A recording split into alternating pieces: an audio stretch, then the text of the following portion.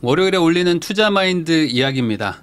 지난주에 제가 부자의 그릇이라는 책을 가지고 얘기를 했는데 뭐 광고냐고 하시는데 광고 아닙니다. 광고 아니고 그냥 이 책이 괜찮아서 이제 얘기를 하는 거고요. 오늘은 그 두 번째 이야기입니다. 이 부자의 그릇이라는 게 결국에 이제 그릇 아닙니까? 그러니까 돈 그릇이죠. 돈의 그릇을 키워가지고 돈을 잘 담어라 라는 내용인데 이 책을 딱 이름을 들으면 결국에 이게 궁금하실 거예요. 그래서 부자의 그릇을 뭐 어떻게 키우라는 겁니까? 라는 게 궁금하실 것 같아서 이 얘기를 한번 해보려고 합니다. 이 부자의 그릇을 키우는 방법은 뭐 다양하겠지만 크게 두 가지 정도로 저는 생각을 이제 정리를 했습니다. 먼저 이런 내용이 나와요. 뭐냐면 돈은 그 사람을 비추는 거울이다. 이 돈을 그 사람의 거울로 생각하는 이런 개념이 있습니다. 사실 뭐 이 책 말고도 다른 책에서도 많이 나오는데 이 개념은 이거라고 보시면 돼요. 여러분들 영수증을 막 분석해 주던 예능 프로그램 있지 않습니까? 이거 기억나시나요? 여기 보면은 이제 이 사람이 한 달 동안 썼던 그 카드 내역부터 뭐 현금 사용한 것들까지 쭉 해가지고 뭘 샀는지 뭐에다 돈 썼는지 뭐 이런 것들을 막 봅니다. 그러면서 이 예능 프로가 한때 엄청 잘 됐었는데 이 여러분들 한번 생각을 해보세요.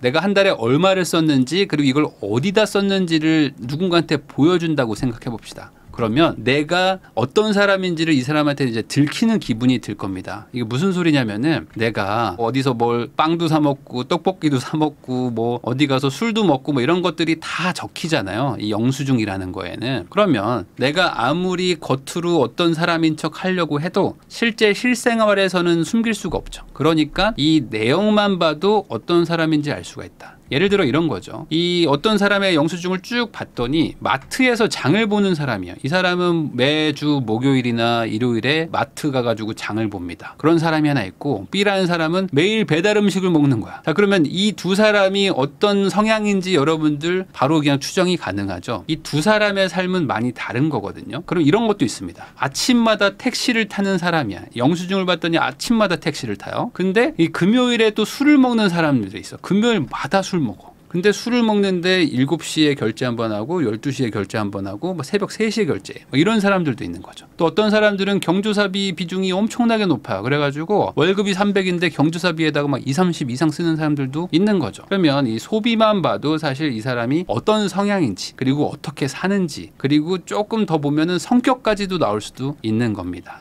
자, 제가 그 유현준 교수님이라고 있잖아요. 요 분이 한 얘기를 좀 가져와 봤는데 이런 얘기가 있습니다. 내가 오프라인 공간에서 시간이 많다면 그만큼 돈을 많이 번다는 얘기다. 이런 얘기를 이 교수님이 해주셨는데 사실 요즘에 집 밖을 나가는 순간 돈이 들잖아요. 그러다 보니까 이 밖에 안 나가고 집 안에서 있는 거를 당연하게 생각하고 좋아하시는 분들이 점점 늘어나고 있습니다. 사실 돈을 안 쓰려고 극도로 아끼려고 하면은 뭐 마트에서 뭘 사와가지고 집에서 놔두고 요리를 안 하고 그냥 대량으로 사와서 집에 쟁여두고 그리고 뭐 넷플릭스만 본다던가 뭘 하면서 집 안에서 인터넷에서만 산다고 생각하면 돈이 많이 안 들어갑니다. 근데 내가 나가가지고 갑자기 무슨 뭐 취미 활동을 한다던가 밖에 나가서 영화를 본다던가 아니면 누굴 만나가지고 대화를 하면서 커피를 마시고 술을 먹는다던가 뭐 이런 식으로 하면은 엄청나게 돈이 많이 들어가기 시작합니다. 그래서 이 오프라인으로 간다는 것 자체가 돈이 많이 들어가는 거예요. 여행 같은 거 돈이 많이 들죠. 근데 유튜브로 누가 여행 가는 거 봐봐. 그러면 돈이 하나도 안 들어갑니다. 그래서 오프라인에 뭔가 돈을 썼다는 것만 봐도 이 사람이 돈을 좀 버는구나 뭐 이런 것까지도 추측할 수도 있는 거죠. 자, 근데 이 돈이라는 게 단순히 이렇게 자기의 어떤 성향이나 성격만을 보여주는 게 아니라 그 사람을 비추는 거울이라고 했잖아요. 그 거울이 어떤 의미냐? 바로 이 사람의 신용을 볼 수 있다라는 게 이 책에 나옵니다. 이게 되게 좋은 의미인 것 같아가지고 제가 이제 정리를 했는데 이 신용이라는 것 자체가 이 부자의 그릇을 이루는 한 분야라고 보시면 되는데 이게 어떤 말이냐? 저는 이렇게 해석을 합니다. 저는 돈이 없어요 라고 말하는 분들 많을 겁니다. 아마 지금 시청하시는 분들도 돈이 없다. 돈이 없어. 이렇게 돈이 이렇게 딸리지? 라고 생각하시는 분들 많은데 이렇게 말하는 분들한테 이런 얘기를 해드리고 싶어요. 뭐냐면 세상에 돈은 진짜 많습니다. 나에게 올 이유가 없는 거죠.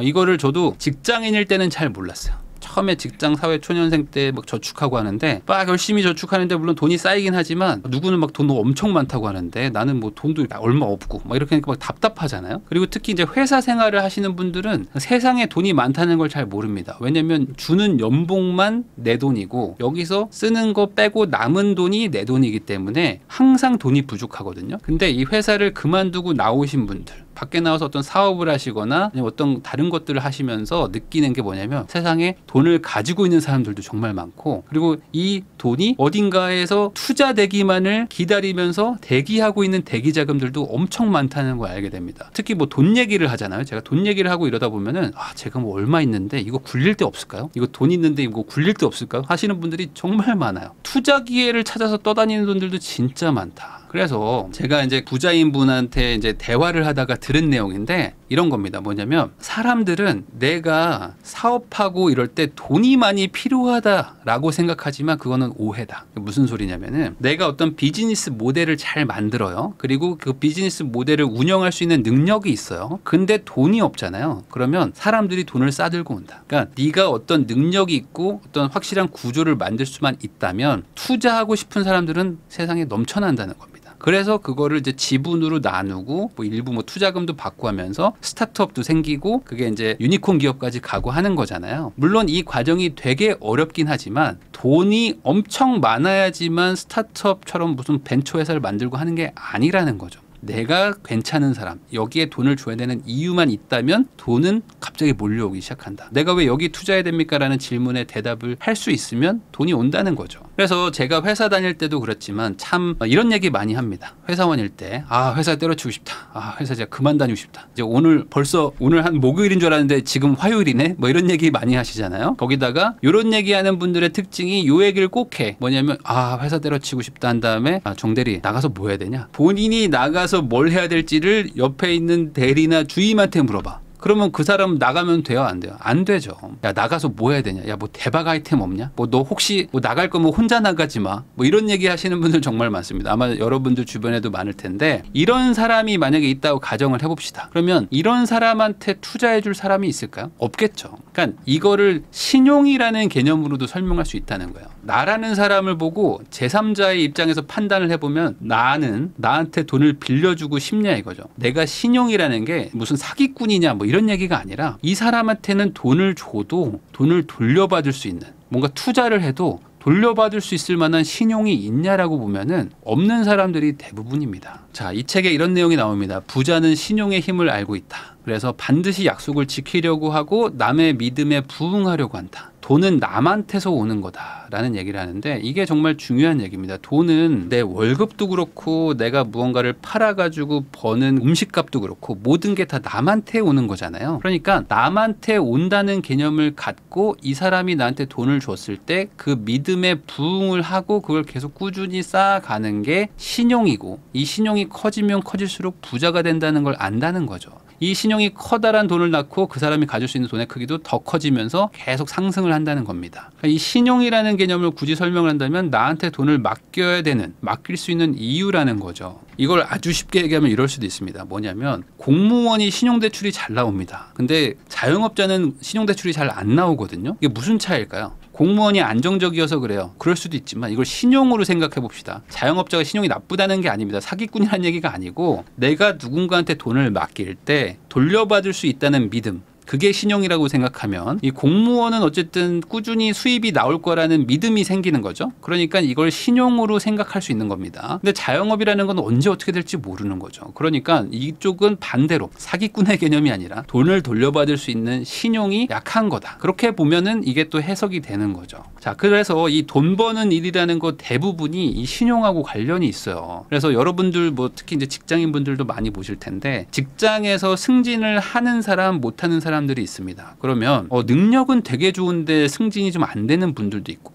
능력은 이 사람보다 조금 떨어진데 승진이 좀 잘 되는 분들이 있어요. 그런 분들의 차이를 보면은 일을 잘하는, 그러니까 일을 맡길 수 있는 부분에 대한 신용, 내가 얘한테 믿음을 주면 결과로 돌려주는 애인가, 이것도 중요하지만 그 자체로 이 사람을 믿을 수 있는가. 그러니까 나라는 사람과 이 사람 사이에 어떤 소위 말하는 그 라인이라는 게 생기잖아요. 이 라인이라는 것도 어찌 보면 이 믿음인 거죠. 신용인 거죠. 내가 이 친구를 진급을 시켰을 때 이 친구가 나의 뒷받침, 서포트를 해줄 수 있는 사람인가, 아니면 이 사람은 그냥 자기 능력만 믿고 내가 힘들 때 그냥 나를 그냥 버리고 바른 대로 갈 사람인가 라는 것도 따진다는 거죠. 이 신용이라는 개념을 제가 굳이 확대를 해보고 있는 겁니다. 자, 그래서 이 신용이라는 걸 아주 단순히 얘기하면은 돈인 거죠. 돈을 맡길 수 있는 믿음. 자, 그래서 이 고 정주영 현대 회장이죠. 현대 회장 이 정주영 회장님이 이런 얘기를 했습니다. 이 사업은 망해도 괜찮다. 그렇지만 신용을 잃으면 그걸로 끝이다라는 얘기를 해가지고 이제 뭐 명언 이렇게 떠돌아다니는 그런 글귀인데, 이 사업은 망해도 괜찮지만 신용을 잃으면 끝이라는 얘기를 들으면 약간 좀 고리타분한 말이다라고 생각을 하실 수도 있지만 이게 되게 중요하다는 의미입니다. 뭐냐? 이분이 이런 일화가 있었습니다. 27살이에요. 이때 조금 모은 자금이랑 신용을 담보로 쌀 가게를 이제 운영을 하고 있었는데, 그때 단골로 오시던 분이 있어요. 이 오윤군이라는 분이 좀 돈이 있었나 봐요. 이분한테 돈을 빌려가지고 아도 서비스, 현대자동차 공업사라는 거를 만들었다고 합니다. 그러니까 이분이 얼마나 대단한 사람이냐면 쌀 가게도 신용으로 인수를 하고, 이 오윤군이라는 사람도 이제 돈이 많은 사람인데 말 그대로 신용으로 돈을 빌려 무일푼으로 서울에 와가지고 말 그대로 이제 믿음 하나로 커지는 사람인 거죠. 그래서 돈을 왕창 빌려가지고 자동차 정비 공장을 차렸습니다. 자동차가 돈이 될 것 같아가지고. 근데 불이 나요. 그래서 전 재산을 한순간에 잃어버립니다. 근데 문제는 뭡니까? 이 전 재산이 자기 돈이면 상관이 없는데 남의 돈이죠. 오윤군 씨의 돈을 빌린 거 아닙니까? 그래서 빚을 얻어가지고 시작했는데 사업이 망했으니까 정 회장님이 어떻게 했겠어요? 이 오윤군이라는 분을 찾아갔겠죠. 미안하다. 화재로 돈을 다 날렸다. 근데 나는 할 수 있다라고 말을 했겠죠. 그랬더니 그동안에 쌓였던 신용과 이 쌀가게를 운영하던 어떤 그런 능력과 여러 가지 결과들을 보고 이 오윤군이라는 사람이 내 돈 내놔 한 게 아니라 또 빌려주겠다. 한 번 더 빌려줄 테니까 잘해봐라 해가지고 담보도 없이 자금 3,500원을 빌려줘서 이걸로 돈을 번 정 회장님이 빚을 다 갚고 재기에 성공했다는 그런 사연이 있었습니다. 그래서 신용이라는 거를 이분이 되게 평생 중시하고 사셨는데 그렇게 될 수밖에 없었던 게 이 젊을 때 겪었던 이 어찌 보면 망한 거잖아요. 망했을 때 이분의 어떤 믿음으로 살아났기 때문에 지금의 뭐 현대 자동차가 있는 게 아닌가라는 생각도 좀 듭니다. 그래서 이 나의 신용을 키운다 이 개념이 그게 결국에 돈을 벌게 해준다라는 거라고 생각하시면 될 것 같아요. 이 사람한테 맡기면 그 이상을 돌려줄 것이라는 믿음, 이게 신용이라는 거. 두 번째가 이제 가치와 가격의 차이에 대한 내용이 좀 나옵니다. 이 가치와 가격의 차이에 대해서는 많은 분들이 또 이해를 하시는 분들도 있지만 가치와 가격은 엄연히 다른 거죠. 그래서 가격이라는 건 항상 들쑥날쑥하지만 이 가치라는 건 정해져 있는 거죠. 근데 이 가치는 주관적입니다. 주관적이어가지고 나는 이 물건이 뭐 100만 원이라고 생각하는데 누구는 700만 원, 뭐 누구는 뭐 70만 원이라고 생각할 수도 있는 거죠. 그렇지만 시장의 가격은 막 바뀌어요. 그렇지만 이 가치라는 거, 실제 가치는 다들 모르지만 나름 믿고 있는 가격대가 정해져 있다는 거. 그래서 이 부자가 되는 사람들은 가격보다 가치가 낮아졌을 때, 저평가돼 있을 때 사는 것이고, 부자가 아닌 사람들은 고평가일 때 사는 것이고, 이게 계속 쌓이면서 부자와 가난한 자가 벌어진다, 이런 개념이지 않습니까? 그래서 이걸 극단적으로 표현하면 이렇습니다. 뭐냐면 예전에 14년 전에 요즘에 비트코인이 다시 또 막 1억 가네 마네 하고 있죠. 근데 14년 전에 비트코인을 가지고 피자를 사 먹은 사람이 있어요. 근데 이때 비트코인이 0.0003달러였나? 뭐 그렇다고 합니다. 그래가지고 비트코인 10,000개를 가지고 피자를 샀대요. 30달러어치. 그래서 이게 지금 기준으로 치면 한 1조 원 정도 됩니다. 그래서 이게 거의 최초의 비트코인을 가지고 물건을 산 그런 사례라고 하더라고요. 그래서 이분이 되게 유명하대요. 그래서 이때가 5월 22일인데 비트코인을 뭐 좋아하는 분들은 이때를 뭐 피자데이라고 부른다고 하는데, 어쨌든 비트코인이 그때 워낙 쌌고 그때는 뭐 어떤 뭐 거래소니 뭐니 이런 개념도 별로 없을 때니까 그냥 순수하게 비트코인을 가지고 나 이거 어떻게 피자를 사 먹고 싶은데 어떻게 할 수 있니 해서 누가 피자를 보내주고 내가 여기서 뭐 비트코인을 뭐 보내주고 뭐 이렇게 했었다고 합니다. 어쨌든 그게 지금 1조 원이 된 거예요. 그러면 여러분들은 어떻습니까? 아니 잠깐만, 이걸 1조 원을 주고 사 먹은 바보 아니야? 라고 생각을 하셨을 텐데 사실 그건 좀 다른 개념인 거죠. 왜 그러냐면 많은 분들이 지금 10년 전에 비트코인 샀어도 큰 돈 벌었을 텐데 하면서 되게 답답해 하시는 분들이 많은데, 그렇게 말하는 사람들 치고 아마 사자마자 조금 돈을 벌었으면 바로 팔았을 확률이 99%다. 왜 그러냐면 아까도 말했듯이 가격은 보입니다. 이런 것들은 가격이 바로 보이죠. 그렇지만 가치는 안에 있기 때문에 볼 수가 없어요. 그러니까 가치라는 거를 내가 얼마로 생각하느냐에 따라서 이 가격이 높아 보일 수도 있고 이 가격이 반대로 높아 보일 수도 있는 겁니다. 그래서 가치라는 개념을 모르면 보유할 수가 없는 거죠. 그래서 10년 전에 내가 이걸 사봐야 어차피 그때 나는 이 비트코인의 가치를 몰랐기 때문에 안 샀던 거고, 그런 사람이 우연히 내 주머니에 몇 개의 비트코인이 들어왔다고 하더라도 바로 팔았겠죠. 얼마? 한 뭐 몇천 원, 몇만 원, 어떤 분들은 뭐 몇십만 원 붙여서 팔고 끝났을 겁니다. 왜 그러냐면 이 그래프를 보시면 이게 2017년 그래프입니다. 2017년 11월이죠.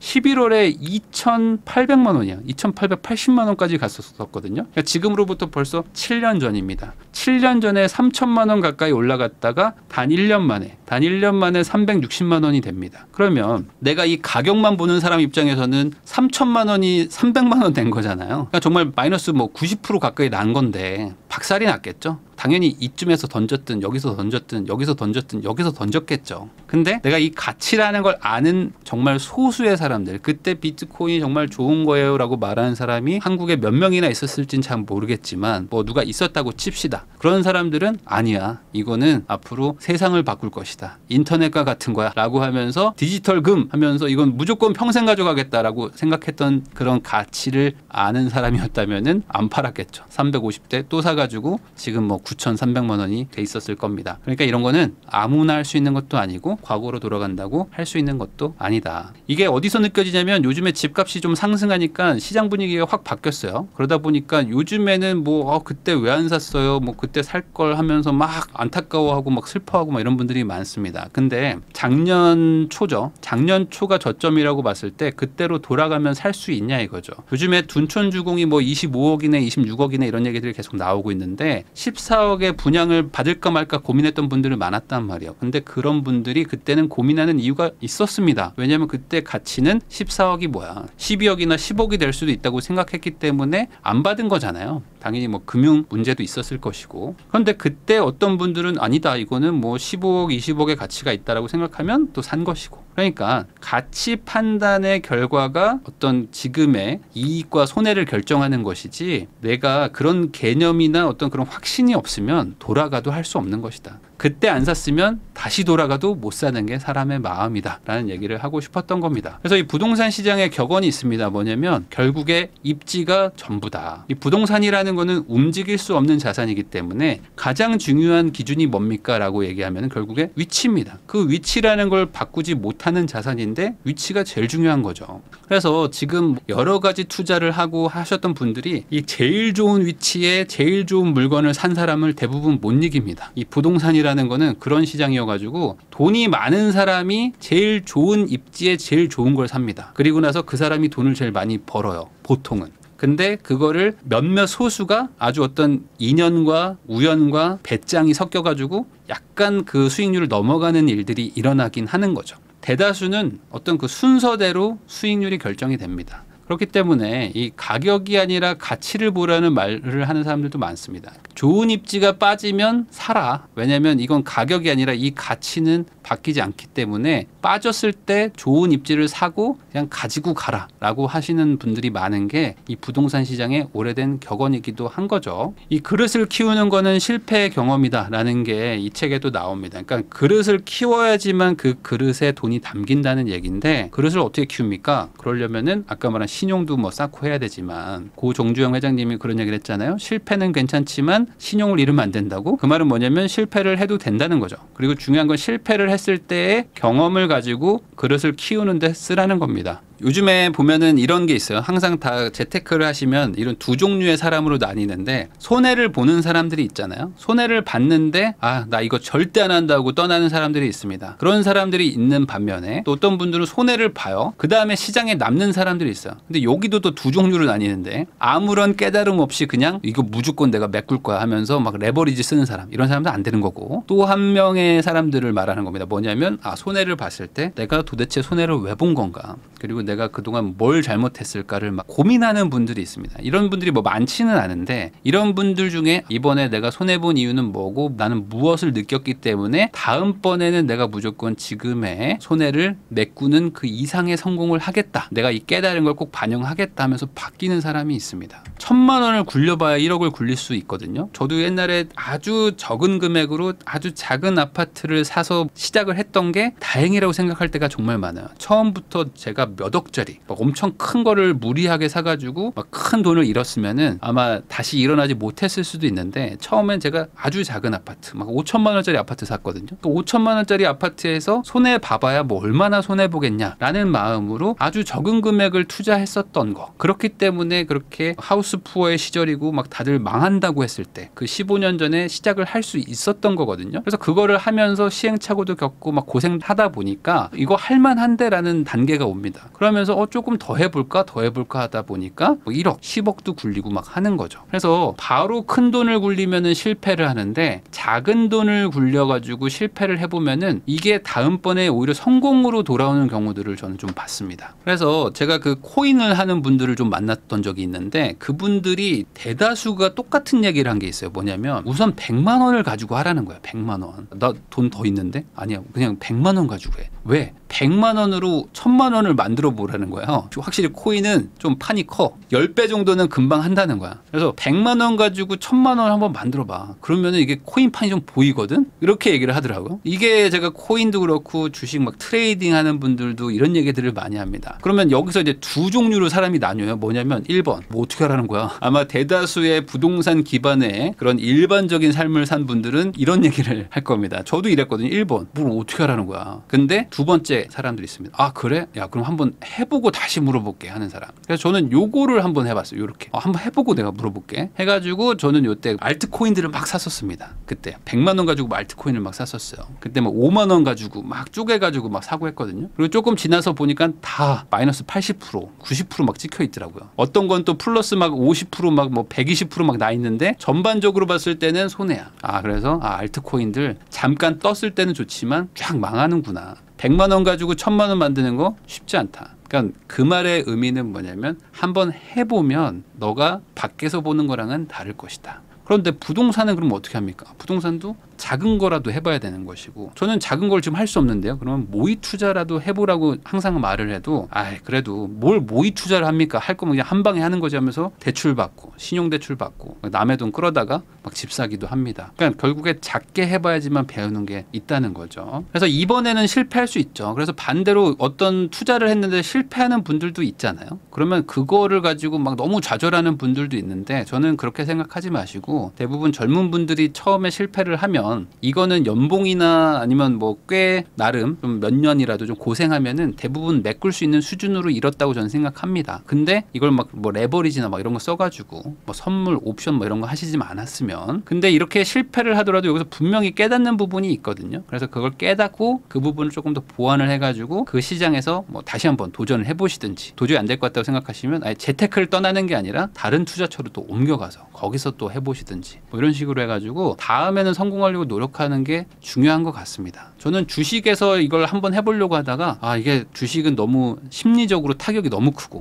직장 생활을 막 열 몇 시간씩 일을 해야 되는데 주식을 신경 쓸 수도 없고 이건 내가 할 수 있는 게 아니다 라고 생각해서 부동산으로 넘어와서 저는 좀 덕을 좀 많이 봤거든요. 그러니까 이 주식 시장에서 깨달았던 게 또 부동산에서 또 먹히기도 하고 막 그렇습니다. 반대로 부동산에서 깨달음이 주식이나 뭐 코인 가서 또 먹히기도 하고 하는 거니까 어떤 실패가 꼭 정말 쓸데없는 것은 아니다. 그때 살 걸 뭐 백날 얘기해봐야 사실 소용이 없고요. 어떤 깨달음을 가지고 다른 투자를 하는 것밖에 없다. 그래서 마지막으로 이렇게 정리를 하면 될 것 같습니다. 결국에 이 신용을 쌓아야 되고, 그리고 아까 말한 가치와 가격을 뭐 따져봐야 된다라는 게 하나의 얘기로 좀 엮이는 것 같아요. 결국에 돈의 어떤 가치나 가격에 대한 것도 처음 하는 사람이 어떻게 잘합니까? 그러니까 처음에 작게 한번 해보시고 많이 고민해보시고 도대체 왜 이렇게 되는 건지 따져보시고, 잃었다면 왜 잃었는지도 한번 알아보시고, 다음엔 이렇게 하지 말아야지 하면서 무언가를 깨달음을 얻어가면은 이 사람한테는 돈을 맡겨도 된다. 이 사람이 뭔가 한다고 하면 투자를 해봐도 되겠다라는 그런 신용이 쌓이겠죠. 그렇게 되다 보면은 그게 쌓이고 쌓여가지고 계속 성공시키시면은 정주영 회장님처럼 이제 큰 부자 되는 거고,